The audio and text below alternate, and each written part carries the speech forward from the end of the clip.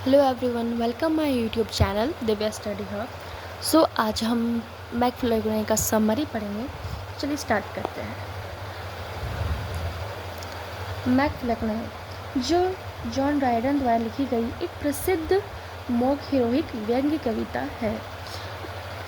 In this poem Dryden makes a fun of his literary rival Thomas Shadwell. इस कविता में Dryden ने अपनी साहित्यिक मुकाबला जो साहित्य मुकाबला हो रहा है दो कवियों के बीच में, उसमें थॉमस सैडविल का मजाक उड़ाया गया है। आगे स्टार्ट पढ़ते हैं। The poem begins with Richard Flecknoe the old king of the kingdom of nonsense. कविता की शुरुआत रिचर्ड फ्लैक्नॉय से होती है, जो किंगडम ऑफ नॉनसेंस रहता है, मीन्स मूर्खता का राज्य। एज ही बिकम्स ओल्ड, जब वह बूढ़ा हो जाता है तो बूढ़ा होने के कारण वह अपना उत्तराधिकारी चुनना चाहता है।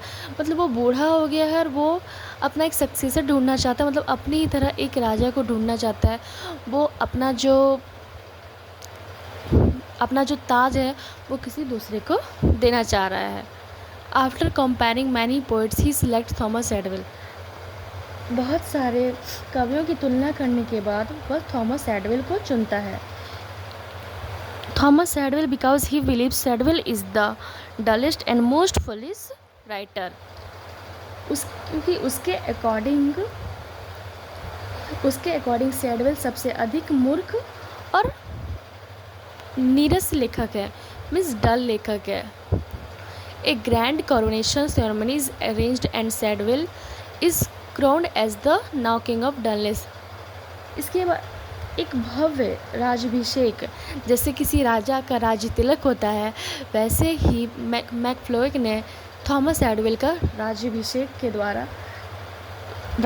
का आयोजन किया और उसमें सैडविल को किंग ऑफ डलनेस मीन्स मूर्खता का राजा बनाया जाता है और उसे सलाह देता है कि वह हमेशा खराब कविताएं Flecknoe advises him to continue writing bad poetry and never become wise. वह उसे एडवाइस देता है कि वह हमेशा खराब कविताएं लिखें और कभी बुद्धिमान ना बने। At the end of poem Flecknoe disappears and his royal robe falls on Shadwell. और अंत में फ्लैक्नॉय जो है वह गायब हो जाता है और उसका जो शाही वस्त्र होता है वह सैडविल पर गिर जाता है।